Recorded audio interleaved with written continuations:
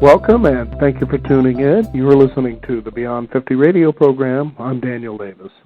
On the program today, we're going to talk about mind control, but in such a way that most people may become familiar with, well, how do I apply that to something that I really love, which is golf? On the program today, we're going to be talking with author Dr. Bob Rotella. His book is The Unstoppable Golfer, Trusting Your Mind and Your Short Game to Achieve Greatness. I'd like to welcome to the program our guest, Dr. Bob Rotella. Bob, thank you for joining us here on the Beyond 50 radio program. Well, thanks for having me, Daniel. Now, you've been quite extensive in the golf world, especially when it comes to training and working with golfers. Tell us about your experience with this and how all this started. Well, I've been doing it for 30-something years, and I was an old basketball and lacrosse coach who went to graduate school and got a doctorate in sports psychology and kept on coaching for a while, and then I started teaching and directing a doctoral program at the University of Virginia, and given a talk, and someone asked me to work with the Golf Digest instruction staff that included Sam Snead and Paul Runyon and Bob Toski and Jim Flick, and that kind of led me to working with some players, and they started winning, and word of mouth took off and turned into a nice career. Sure it did. Yeah. I mean, golf is one of those wonderful games, as I like to say. It's a walk in the park, but with something to do. Yeah, and the key is to let yourself enjoy that walk in the park. Mm-hmm. Just see shots and hit them would be ideal. Mm-hmm. I know there was a time that I was out on the course with a friend of mine, and they said, golf is not a game that's meant to be mastered. It's just meant to be enjoyed. And so many times when you start getting to a level, I remember during one particular summer where I was playing an average of at least 3 times a week, I started becoming very aggravated with the game because I felt that because I was playing so frequently, I should get better, but there's a lot more to it than that. Yeah, that's well said. Yeah, I mean, I think the point is, by design, it's a game of mistakes. It's, you don't master it. It's a matter of your mistakes might get better or less severe. You learn how to get the ball in the hole in spite of making mistakes. And some of it is accepting that some days, no matter what you do, it doesn't add up as nicely. But it is a beautiful place to spend time, and it's a wonderful challenge. And I think a lot of people get to a point in life where they realize, what's cool about golf is I'm never going to get bored with it. Right. Give me a reason for getting up every day. Mm-hmm. There's no doubt, too, that each game is different. Yeah, that's what's neat about it being outside. I mean, as weather conditions change, the course changes. You go on vacation, and it's a different course with a different view. And you play with different people, which makes it a lot of fun. Now, I know that as you read The Unstoppable Golfer, at first the title is pretty direct about what the book is, but then it goes into something that surprises, I think, a lot of people, and that is about applying even the lessons of your mental conditioning, if you will, to the way that you actually begin to work and master your life. Tell us about sort of the analogies of that. Well, I mean, golf is a lot like life. It sure is. I'd say where golf is probably harder than life is that in golf, somehow the golf ball knows what you're thinking. Mm-hmm. And it demands a great deal of self-honesty. And, I think a lot of things in life you can kind of fool yourself or lie to yourself about and get away with it. But, boy, this golf, if you don't get honest with yourself about it, it'll eat you up. And I think that's where it begins. I think, obviously, life is full of mistakes and good days and bad days. And I think the best players are just in a good mood most of the time. And they just, as long as they're out there playing golf, they're pretty darn happy. And, some days it's easy, some days it's hard, but they've learned to have their mind own the game rather than letting the game or the ball own their mind. And I think that's a big key to it. Mm-hmm. Now, I know when you think about, too, the game of golf, Bob, is, you take a look at other sports, and as what I was explaining, I've actually shared with a few people who haven't really played the game. But you take a look at, for instance, a player like Tiger Woods. And I said, this will be a phenomenal moment that a lot of people can really be, if you will, inspired from. Now, here was a guy that was at the top of his game, was synonymous, with golf. I mean, golf Tiger Woods, there it is. It used to, back in the old days, be Jack Nicholson, and then there was Tom Snead, and then even Ben Hogan back in his day. But the thing that I think makes Tiger Woods in a category all by himself is, for one, how heavily watched golf is today with, the media that's involved. Yeah. Furthermore, with his exploits with, what had turned out in his personal life, how it seemed to unravel, okay? And here was a guy that was basically looked to as that pure guy, a married man, faithful, honest. I mean, all these things that a person wants to really strive for. And then it all unraveled and fell apart. And I said, now here's what's going to become interesting with this guy. Should he decide to go back into golf, which I was really hoping he would, just in spite of what everything, had happened, his life's unraveling, as I was saying. Because golf, unlike basketball, unlike football, a lot of these kind of team sports, really truly is an individual sport in which a person wins the game by their merits, not because they're having a down game and they throw the ball somewhere else or another team member comes in. You're it. Now imagine this guy going out there with this kind of baggage, for lack of a better word, and trying to play and win the game with all eyes bearing down on him. That takes an incredible mindset for somebody to be able to achieve that. Yeah, and my guess it was probably a lot easier when every adult just about on the planet Earth was loving him and praising him. I think they've been doing that since he was probably first on TV at the age of 3. Right. And now all of a sudden you go from having everyone love you to some people being very disappointed, very mad, very upset with you. Everyone loved him on and off the golf course, and all of a sudden a lot of people, well, they like watching him play, but he's no longer their role model. I mean, I think that probably makes everyone watching you a whole different ballgame. Because now you start worrying about people liking you or admiring you. Mm-hmm. But, I mean, he's a special golfer. I've got to think that sooner or later he'll come back and play some great golf and go on a winning streak. But it'll be interesting to see. I know one thing, he's probably going to have to win them all on his own merit. I don't think guys are intimidated by him anymore and awe of him. I think his behavior off the course has caused guys to feel that, well, he's human like the rest of us. Sure. And I think for a while they were thinking he was almost a superhuman. Right. Isn't that interesting, though, how in life we all come to that point? And again, like I said, the way I can come to respect someone like that, even in light of his proclivities, mm-hmm. is his willingness to say, but this is something I love, something I'm going to put myself back into again, regardless, and just focus and take one step at a time, for myself, I think is what it is. Yeah. What is your thoughts on that? Well, I think you're right, but I think he has a real passion for breaking Jack Nicklaus's records in majors. Oh, okay. And I think I think his purpose in life is almost to break Jack's record, and I think there's nothing in life that's more important than that. And and even if he said there was something more important, if you looked at his behavior and his time and energy, it's probably what he really gets up for every day. And mm-hmm. So I mean, I think he's going to continue to be motivated. Now, if he went a few more years without winning much, then I think that'll become a new challenge because he's been used to winning a lot. Sure. How much patience he'll have with that remains to be seen. But he's a pretty strong-willed young man, and he's got a lot of talent. But, mm-hmm. I think the other players, that when they look at him now, they go, oh, when he doesn't have his head in the right place, he doesn't look that talented either. And I think they used to think he could do anything. Mm-hmm. And probably he used to think he could do anything, and maybe he's questioning it now. But I don't know. I guess I'd be very surprised if he doesn't come back and win some more majors. But mm-hmm. time will tell.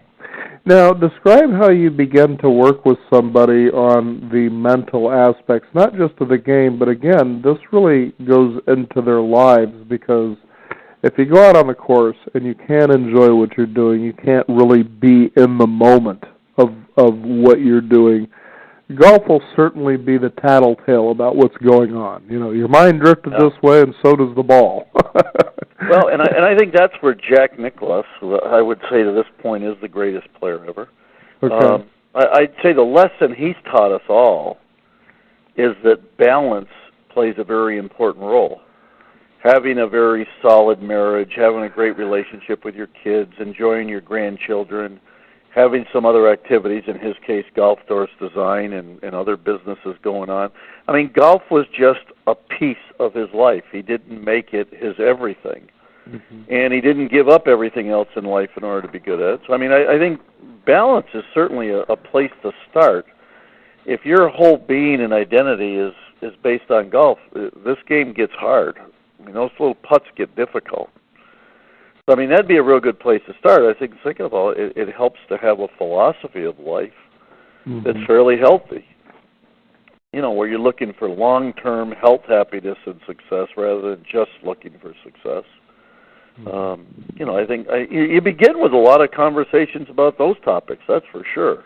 And then you spend a lot of time talking about the fact as human beings we have a free will, and you know, you get to choose your dreams, you get to choose your vision for yourself in your life and your career, you get to choose whether you're going to see yourself becoming a champion and a great player or a happy, healthy person, or whether you think you're never going to have anything good like that happen to you. And so certainly having an optimistic outlook on life is a big piece of the puzzle. And you know, going out there, and it's a lot easier to practice if you think that something good's going to happen to you, and that, you know, at some level you have to feel like you deserve it. And I mean, all of that is part of it, but then there's the discipline of standing over every golf shot and getting your mind in the right place and admitting to yourself that I'm unstoppable if I don't get my own way. And, you know, that's where you start getting really good, is when you get on the golf course. And, you know, to your earlier point, I think when you've got a lot of messes going on in your life around you, it's really easy to bring those things onto the golf course and get very frustrated or be very unhappy. And because it's a game of mistakes, right? I mean, it's easy to get frustrated or disappointed if you don't have your philosophy and your psychology in the right place. Right. I do remember when you put it that way, as there was a time that I was on the course with my brother, and there was just going to be the two of us, but for some reason the golf marshal decided to pair up two other guys with us, which really irritated us, but oh well. And so we're going about playing the game, and it wasn't by the second hole. It was a son and a dad, and the son was probably in his late 20s. But as we were playing, you know, the father was getting kind of frustrated. You know, I don't normally shoot like this. I'm like, oh, no, we're not going to have to listen to this nonsense, hole by hole. I mean, you know, those kind of guys that think they're these great players, and that's fine. But, you know, whereas my brother and I, when we play the game, we're just talking away, and we compliment each other on good shots. You know, he plays quite a bit. But we just genuinely have fun, and I think that's what makes for better games for both of us, definitely. Yeah, I think the more people could understand that, you know, what people really want when they're out there in a foursome is to be out there with other people who are in a good mood. Right. And to know that those people are going to be in a good mood regardless of how well they play. And, you know, I mean, that's all people really care about that you play with. They don't really care if you're playing better than them or not. I know in this case, too, I think it was by the fourth hole, this guy got so frustrated, he took his club and he swatted his bag. And I said, you know, why don't you two just go ahead of us? Because I was not going to play, you know, another 5 or whatever holes with this guy building in frustration. It was just taking the fun out of the game. And so we just sat, just go on your own kind of a thing. But it's funny how people will bring an outside frustration in life, and they may not realize it, but like you said, this is a tattletale game. This will bring that stuff up. So that's what really makes this a great game. You know, at any income level, really, you can go out and play this game. But again, as you said, it's a game of mistakes. This is where you can kind of get that and clean that stuff out. The better your game gets, I would think, the better you've began to transfer a lot of that stuff into your normal life and realize, for instance, Great golfers practice day in and day out, thousands of swings with one particular iron, and on and on and on. But isn't that a lot like life too? To master or to become great in any area of your life, it's about practice. It's about doing it over and over and over again until it reaches a subconscious level of doing. Yeah, that's correct. And I mean, what's fascinating is the pros who practice all the time and are supremely talented. You watch them on TV, most of the time when they make mistakes, they have no reaction to it. They just observe it and accept it and go on to the next shot. And that's why it's so silly to see a high handicap golfer miss a shot and go nuts over it. It's like last Sunday when Tiger, kicked his club in frustration. Everyone reacted like it was awful. And I'm like, well, gosh, I mean, it was, but there are all kinds of people who do that every day when they're on the golf course. Right. And, it just makes no sense for people who don't put a lot into it to get frustrated. It actually makes more sense for Tiger to get frustrated when he doesn't play well, but most of the time he doesn't either. Mm-hmm. Mm-hmm. And, of course, we tend to want him to be a saint and a Boy Scout on the golf course and have a perfect attitude. And I suppose he's played many days when he does, but sure. It gets. I think what it showed is the game at the moment is driving him half batty, and it can do that if you take it too seriously. That's for sure. Well, I experienced that completely on my own, and in retrospect, I was thinking to myself, what was going on in my life at that moment that perhaps was really frustrating me. Where I was becoming aggravated because it seemed no matter what was going on, I couldn't get it straightened out or figured out, and then here it just basically unfolded itself as I felt that in that moment I was unfolding, even though I started thinking, what are you doing? But get back to what you're supposed to be doing here, which is enjoying yourself. Now, in your book, you were talking about the 4-foot putt, and the pitch to the green. Now, I liked what you said here. It says the pitch to the green and the 4-foot putt have a much better chance of being successful if the golfer can manage to execute them with his subconscious brain in control. And then you, quote, call this getting out of your own way. Now, what I like about what you said there is now you've applied this to a sport. I have heard and read this quote in so many different types of books, whether it's spirituality, metaphysics, or even self-help. They said one of the biggest problems that people generally have to seeing miracles occur, seeing their wishes fulfilled, or their dreams manifesting is they tend to get in their own way. Now, describe what this is like within the realm of where you work. Well, getting out of your own way means basically just looking where you want the ball to go mm-hmm. and letting it happen instead of trying to control the motion.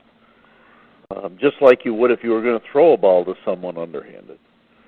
And it's, you have to get past doubt and fear, and then you have to get past trying to consciously tell yourself what to do instead of doing it unconsciously. And it's easy to spend a lot of time practicing, then get out on the golf course and have doubts, which causes you to turn on your conscious brain, and then you try to instruct yourself instead of just letting yourself do it. And it's really as simple as casually looking where you want the ball to go and letting whatever happens happen. Mm-hmm. Which little kids do very nicely. That's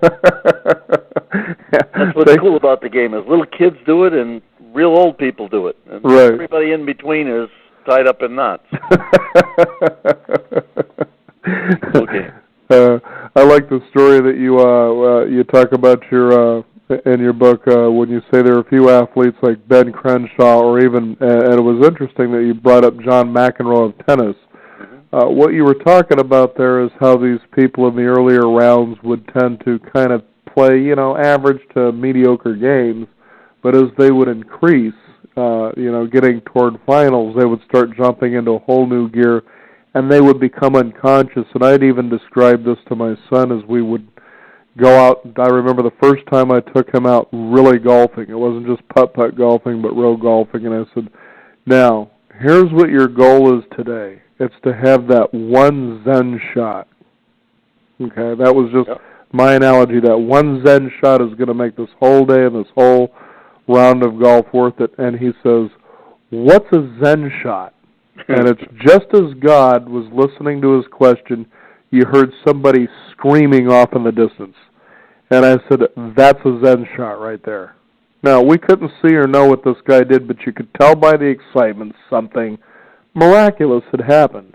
Yep. And I said, "You'll know your Zen shot when it happens." Yeah, I think those shots are what bring people back every day. Right. I mean, because it gives them a glimpse of their true potential and what they're capable of doing, and the thought of being able to do it more of the time, is very exciting. And I think it feels so effortless, and the ball gets so light, and it feels like it was so easy that we think we ought to be able to do it all the time, but it's not quite that simple to do. And it's not just golf. I mean, last week I was in New Orleans for the NCAA basketball championship. I worked with the University of Kentucky team. And believe me, we were talking about the same stuff every night with them before they played. And but you have to get out of your way and just go play the game. Mm-hmm. So, and I think it's the more you can just say, I'm just going out there and play at the game of golf. I mean, that's what the best tour players are like. If you watch Bubba, you could see he was just playing the game. Mm-hmm. He wasn't saying, "Oh my God, this is the Masters. I better not try this shot. I better just go see it and hit it." And that's what playing is. Mm-hmm. Like in the movie Tin Cup, where Kevin Costner tells Johnson, he says, "Look, don't lay up, go for it. People didn't pay $30 to see a tour star lay up." And it's like, yeah, go for it. That's what it's all about. Fascinating stuff. It's the unstoppable golfer, trusting your mind and your short game to achieve your greatness. Now, in 30 years, Bob, have you seen anything that really leaps out for you where you think that's almost beyond explanation? No, I don't think it's beyond explanation. I think what we're seeing today is the depth of unbelievably talented players who are incredibly dedicated to the game has just grown so fast. It's incredible. And, I think that's what amazes me is how many players there are that are really, really good at the game. And I suppose it's because they're starting earlier. They're playing one sport their whole life, and they're very single-minded, and they're really getting good. But I don't think there's anything that just blows my mind other than the fact that these guys are able to hit shots and chip and putt with the whole world watching them and with millions of dollars on the line. I mean, most people have trouble if it's for a quarter, We're going to play a game of skins, by the way, and it's up to $2.40. What are we going to do? Yeah. Play. Exactly.